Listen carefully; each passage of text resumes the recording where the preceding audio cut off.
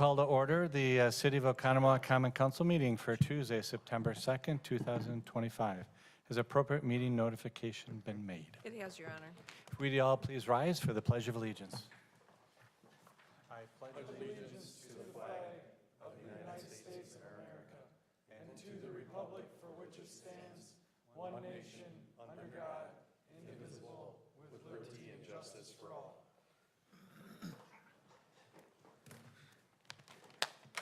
Welcome, everybody. Would you please call roll? Alderman Rosick. Here. Alderman Altman-Cloth. Here. Alderman Ellis. Here. Alderman Spiegelberg. Here. Alderman Mulder. Alderman Shellpepper. Here.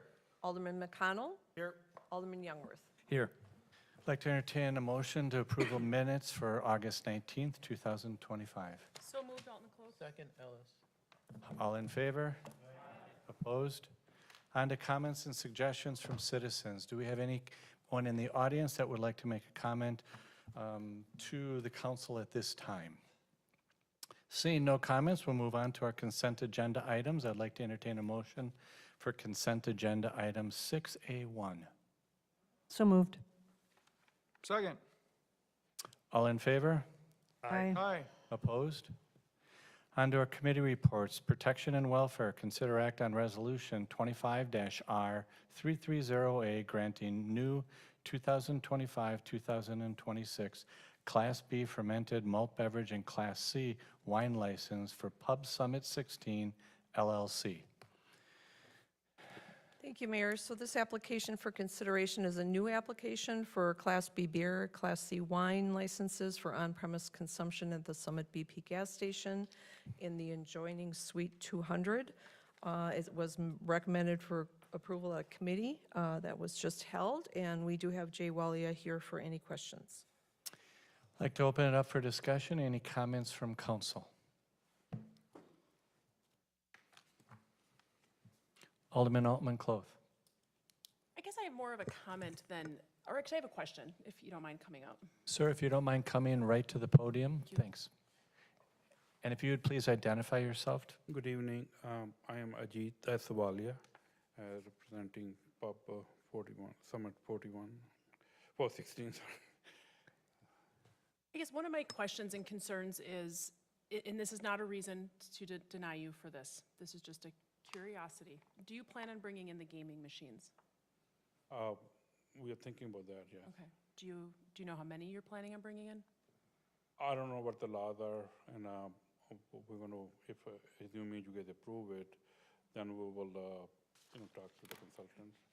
And another thing about this, I get a hold of both of you, and in future too, I'm going to see our long-term plan is we're going to, come back and make sure, I'm going to have open communication with everybody, all the council and all my neighbors, and hopefully, we're going to get rid of the car right next. We come back, and then hopefully everybody will be pleased, and we come back within a year, 2 year, whatever, to get the fall if we make everybody happy.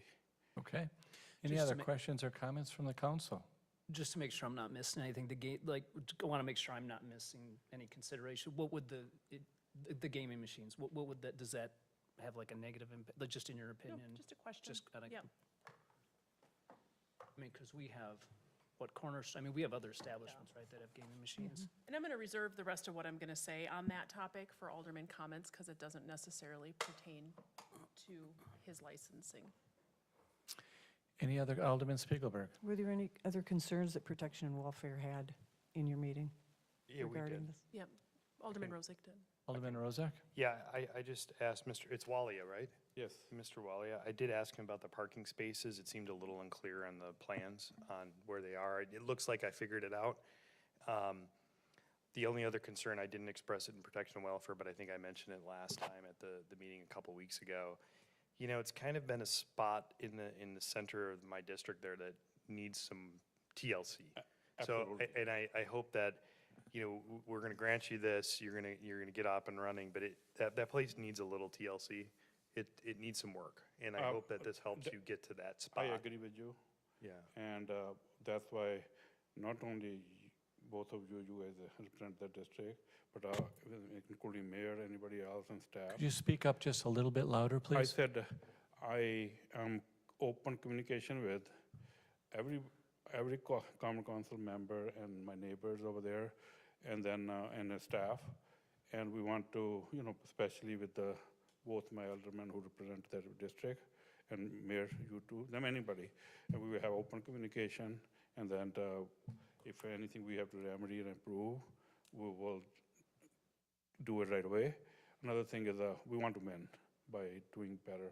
And another thing is I like to, think, you brought it up about parking. We got approved by, by the architect.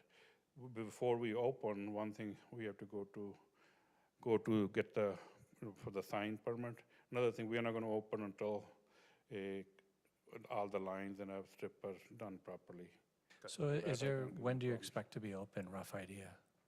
Soon as depend upon I think we like to get done with the parking lot, make sure the stripes and stuff. That's done, and then I will come back, assuming you guys approve me, and then we're gonna come back to Mr. Gallo about the sign approval.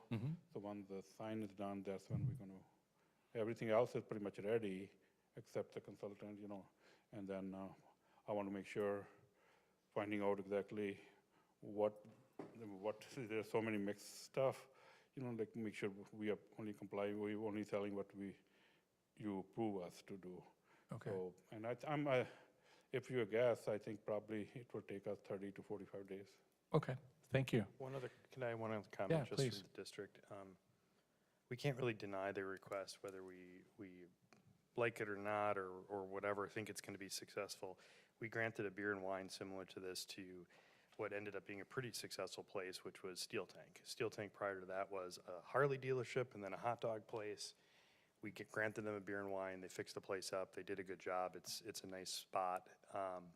So, I hope this is a catalyst for you to do well there and clean it up and do something, so good luck. Yeah, thank you, sir. Yeah. Thank you, everybody.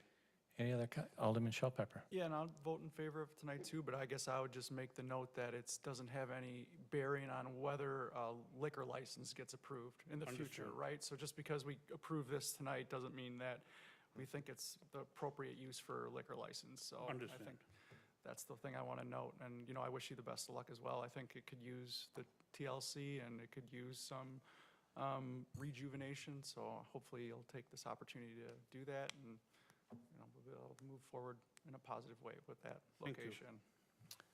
Like to entertain a motion? So moved, Rozak. Second. Any further questions or comments? Alderman Ellis? Yeah, so this is, I guess my question is in reference to the Class B licenses, we have enough, correct? There'll be no issues, no concerns? Right, this one being a beer, there's no quota. Okay. all right, Yes, thank you. correct. Any other further, you may sit down, thank you. Any other questions or comments? Call roll, please. Alderman Rosick. Aye. Alderman Altman-Cloth. Aye. Alderman Ellis. Aye. Alderman Spiegelberg. Aye. Alderman Mulder. Aye. Alderman Shell Pepper. Aye. Alderman McConnell. Aye. Alderman Youngworth. Aye. Congratulations. On to our next item, which is a Plan Commission item. Consider act on ordinance 25-01104 to amend 17.118 accessory uses and 17.9036 definitions relating to swimming pool, hot tubs, and spas within the city ordinance, zoning ordinance. This is the first reading. Mr. Gallo, Mr. Jason. Sorry. Thank you, Mayor. Good evening, council. I know. I swallowed something.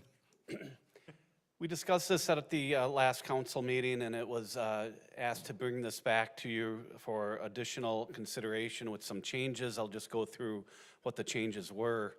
But just to refresh your memory, we have a problem with our zoning ordinance. It doesn't cover these large swim spas or hot tubs, and pools come in all different shapes and sizes.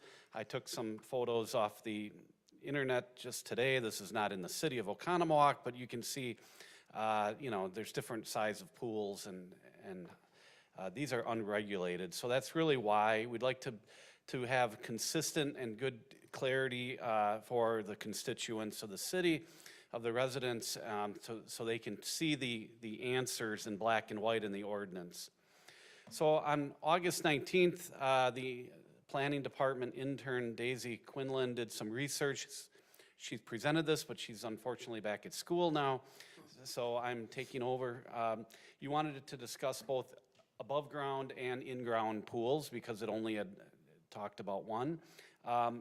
We came up with 144 square feet, and you said, you know, maybe go the opposite way, say that they're exempt from getting a permit. There was discussion about this one size, and then state that all electric work, fencing, and decking still require permits. And then I went ahead and added something else. I added 13.5 feet in diameter are exempt, and this is for the round pools, and you'll understand why I came up with that number. So looking back, you know, this is one of the larger swim spa types things. This is the Michael Phelps Force Deep Swim Spa. It came up, the dimensions were 201 by 94, so Got 2 of those in my backyard. I don't know why they flipped the dimensions, but, you know, that's like almost 8 feet by almost 17 feet. So, you know, that's 131 square feet. This would be allowed without any permit, okay? So we have 144, and you might be wondering, well, what if, you know, we're talking pools, what kind of pool would that be? There's a neat little calculator I found on the internet. If you plug in 144 square feet, it tells you what the diameter would be. That's 13.5 feet. So a radius of obviously half of that, 6.7. And then I found a chart of what typical swimming pool sizes are. We'd only be allowing 2, you know, 8 foot and 12 foot of the typical size without permits. So the 2 of the smallest ones. So I think we'd be pretty good with 144 square feet, both for these kind would be allowed without a permit, and then the 2 of the smallest ones. So still, the larger pools would still need a permit. So this is the previous ordinance. I wrote previous up here, and we had in-ground pools, and we didn't mention above-ground pools. So, and then we had this specific size. I got rid of that as well. So now we got rid of this whole chart, and I just basically said, any aquatic facility including permanent pool, hot tub, or spa over 144 square feet requires a pool building permit. All seasonal pools or permanent pools, hot tubs, or spas 144 square feet or under are exempt from obtaining a permit. Round permanent pools that are 13.5 in diameter or less do not require any electrical work, fencing, or decking related to the aquatic facility requires permits from the building inspector. So I think I kind of covered a lot of it there in that paragraph. Those were the changes we made. I think this covers everything we talked about. I'd be happy to answer any questions. I have a question, if you don't mind. And I think you answered it, but in the ordinance today, if somebody calls in, we'll use this example of a spa that's a little bit larger, and they asked about this, my assumption is the answer today would be no permit required. Correct. We don't have. It's gray area, you're not. It's a gray area. That's why we're doing this text amendment, but, you know, we don't have anything that says spas require a Yeah, permit. no, I just wanted to make, So- my assumption was no permit required if it wasn't clearly defined. Okay. And I'll just state that, similar to when I said the last time, this is just my opinion, and for the record, I think, I'm not gonna support this or the next one, the accessories. I think that continuing to just layer on rules and permitting on what people do on their own property, I understand that rare occasion of somebody does something crazy and you're like, what are you doing? But I think it's petty. I think it's, I'm just personally not a fan of just layering on the extra permit. So I'm not gonna support this. In my opinion, if you got a neighbor that does that crazy stuff, go talk to him. Be a good neighbor, go talk to him. But, so, okay, I just wanted to clarify how we handled that today. So, thank you. My response to that is this is actually going that direction. It's getting more lenient. It's telling you that some pools do not even require a permit. So that's going in that direction. Right now, all permanent pools do require a permit, so it's going that direction. It also states that large spas, such as this, up to 144 square feet, do not require a permit. So, I mean, we I did just see a lot of review- extra language. So, And on the next one, right, trellises aren't, I know we're not on that one right now, but so we are going that direction of trying to get away from permits and, you know, for certain pools and spas and hot tubs. We're saying hot tubs are now exempt. would this new ordinance, if we approve this language, would there be less permits? Yes. It'd be Based on both based clarity on the for size. the spas and less for the pools, because right now, if you do an 8-foot pool or a 12-foot pool, you'd need a pool permit. If it's permanent. You would need a permit. So this is going less restrictive, in my opinion. Other questions or comments? I just have two kind of clarifying questions. I think this is a big step forward. Do we require that the pools that are taken on each year will have to get a new permit every single year if they're above the 144? No, those are exempt. Even larger ones, seasonal pools are exempt that come down each year, those big blue ones. Those don't require permits at all. Okay, so that answers my next one. Okay, we're good. So, Yes, Alderman Mulder? so voting this down would result in the current, which is all pools would require a permit, but spas are unaddressed. Right. So, yeah. All permanent pools, though, not temporary. Permanent pools, yes. Correct.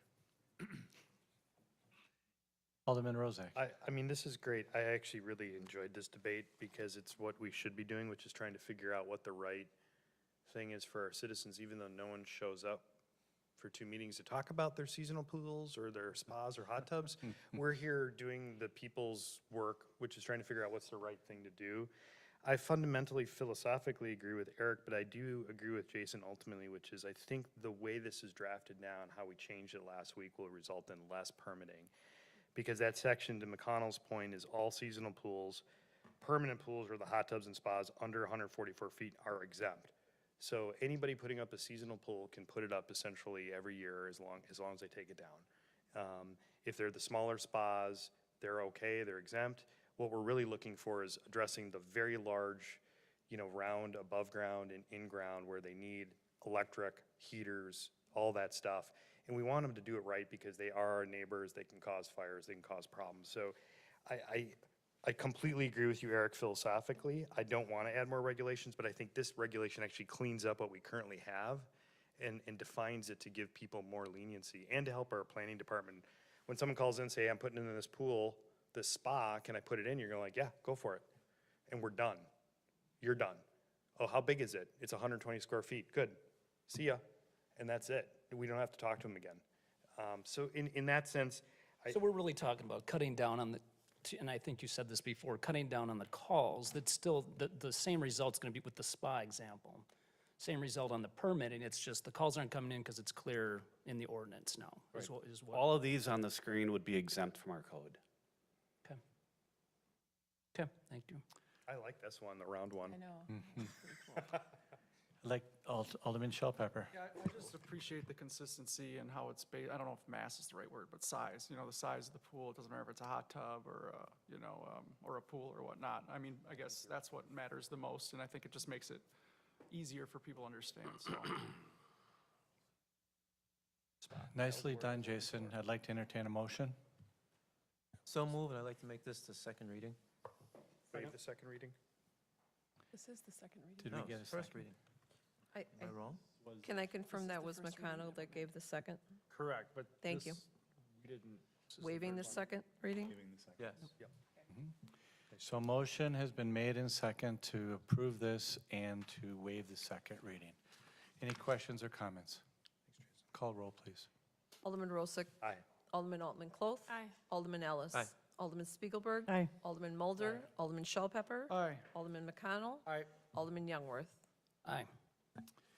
Under our next item, consider act on ordinance 25-01105 to create 17.1103 accessory building permits, amend 17.9036 definitions, amend 17.1102D relating to the accessory structures within the city zoning ordinance. This is the second reading. Mr. Gallo. Thank you. Just similar to that last ordinance, we also had the planning intern look at accessory structures because a lot of this is silent in the zoning ordinance. And when people call me and say, can I put up a pergola or a greenhouse or a carport or trellis, we don't have any regulations on this. And that's what we explained last time when we were before you. So this would provide some clarity on what requires a permit and what doesn't. You can see we had that missing information in the ordinance. We have no regulations found. We looked at other communities and they do regulate some of this stuff. We discussed it on August 19th. We questioned if garages and sheds should be included because they weren't. The number of buildings shall be reviewed. Properties with more than 2 existing buildings should be considered legal. We had that discussion. I was told patios, pergolas, and trellises should not be counted as a building for the number count. And then more than 2 buildings should be allowed upon some type of review, so we made that the Plan Commission review. So again, I have the prior ordinance up on the screen, and on this first page, all we did was amend the chart. We added the words detached garage and utility shed right here, and it says utility shed if greater than 50 square feet. So that's a change. Right now, it's any utility shed requires a permit. So now we're saying if you want to put a 7x7 little small shed in your backyard, you don't need a permit for it. So that's one change, getting it more permit friendly. Then regarding the number, this was pointed out last time. We made some big change in this. We said any residential property that contains more than 2 approved accessory buildings prior to the adoption of the date on September 16th, 2025. I guess I made that for the next meeting, but we can always change that. If are hereby considered legal structures, 'cause that was a concern that you guys had. For the maximum number requirement, the following shall be counted: detached garages, carports, utility sheds, gazebos, and greenhouse. Other structures such as patios, pergolas, and trellises are not counted as an accessory building and are exempt from the maximum number requirement. Requests for more than 2 on a residentially zoned lot may be approved by the Plan Commission. We have a Plan Commission. They could review it, but then when you review something, they need standards to go off of. So I put the application request will be reviewed by the Plan Commission based on the proposed number and requested size of the buildings, the existing property lot size, and how the application impacts the neighboring properties. That's the new language that we recommended. I think I covered everything that you guys asked for, and I'm recommending approval this evening.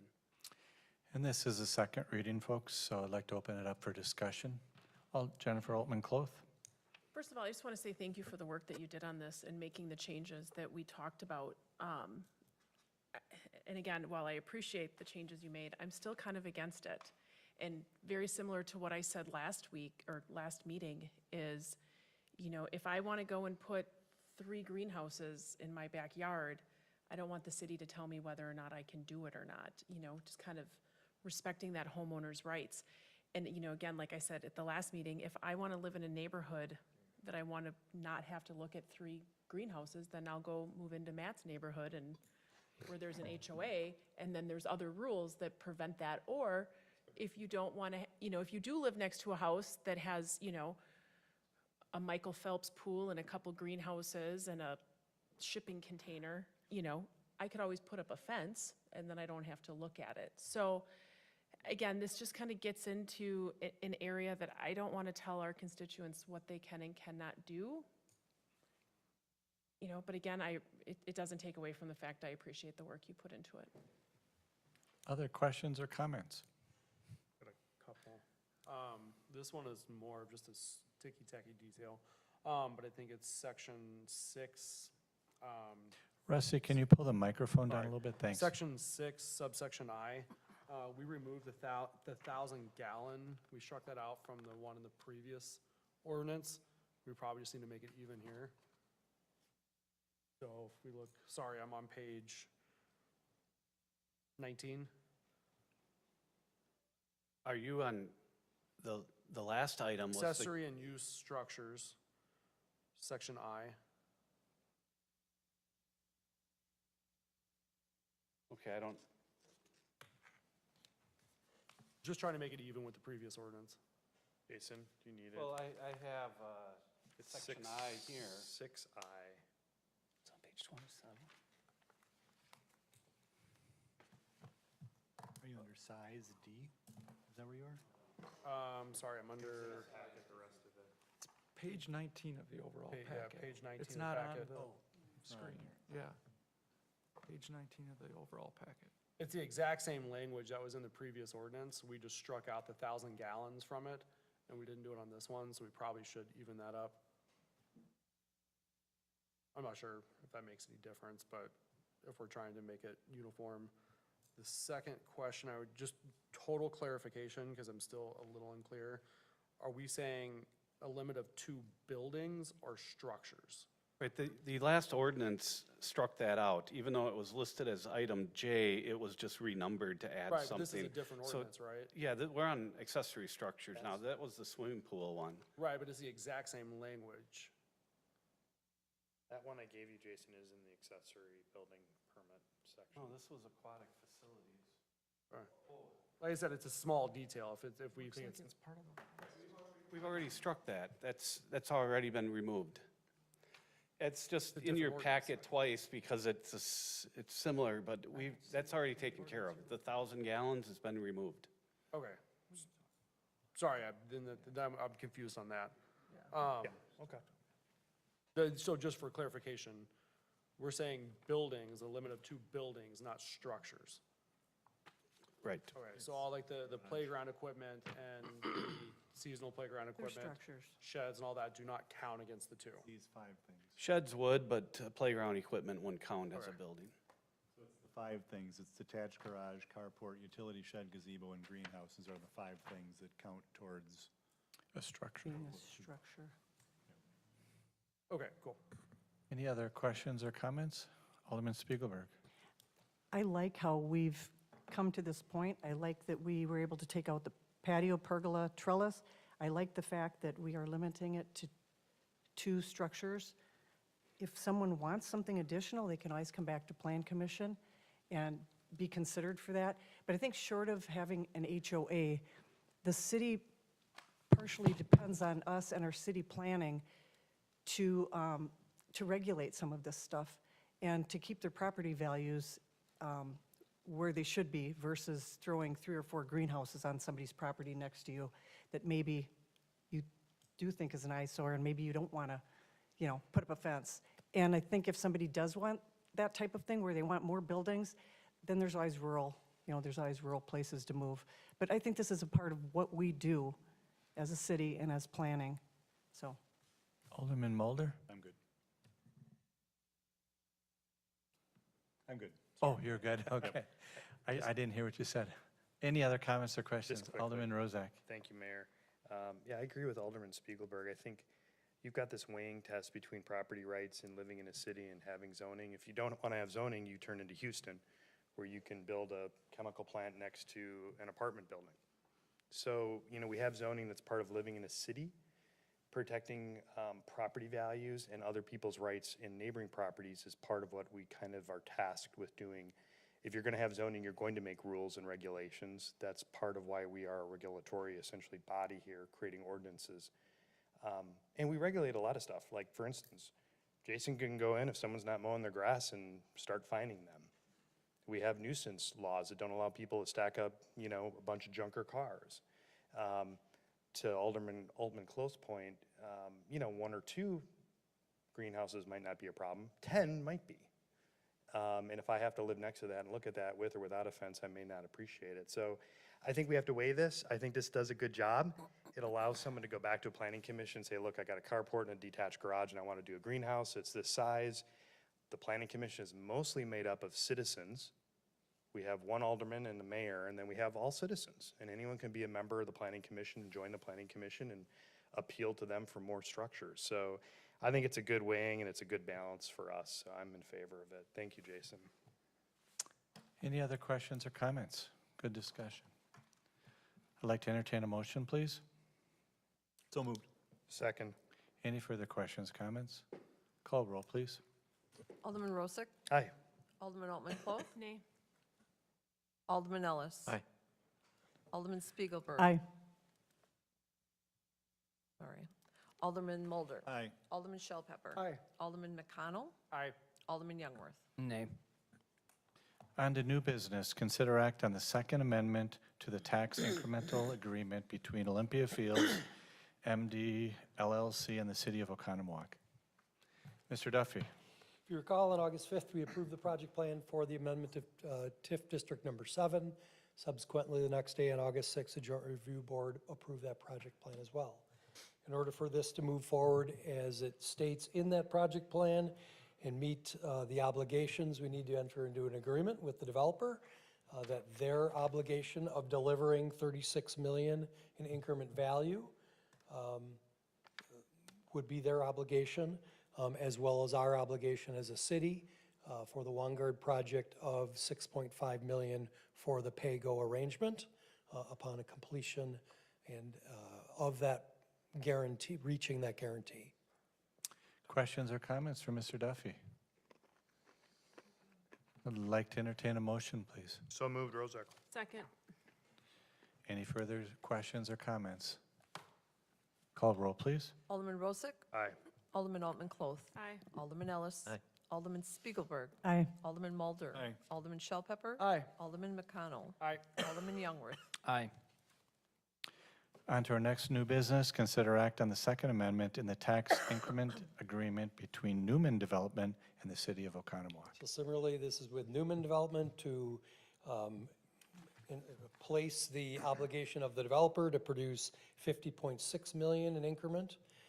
In return for that, our obligation as a city under that project plan is $3.75 million in public improvements for Schneider Way and traffic improvements to Highway 67, as well as the $6 million development incentive to support the social project.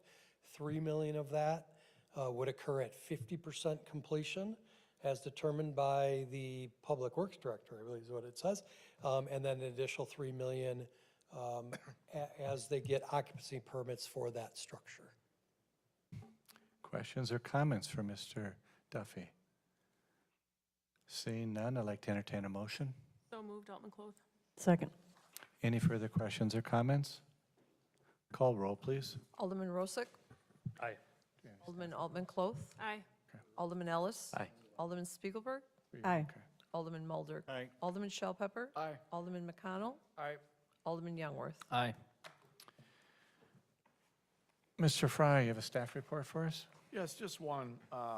Last year, right after the September 11th, celebration or memorials took place, Alderman Altman Cloth asked as a council, could we get the word out, let people know, because they weren't as well attended as probably in past years. So we have Paige, our marketing and communication specialist, reached out to the different entities to find out what ceremonies they're going to be holding, and we're going to have that on our website and also out on social media. So I would encourage everybody to learn where they're at, and if you can attend one, I would. I always feel strongly about that day because, you know, the minute you start just letting it get behind you, you forget. So, thank you for that. I appreciate you for remembering that. Yep, good. Yeah, it's posted on social media already. So, any other comments from the alderman this evening? Jennifer Altman Cloth. I'll go first. Well, first, again, thank you, Mark. I really appreciate that because I've attended the last few years and it's very well done. But I just wanted to make a comment. I talked to Attorney Riffle earlier, talked to our police chief.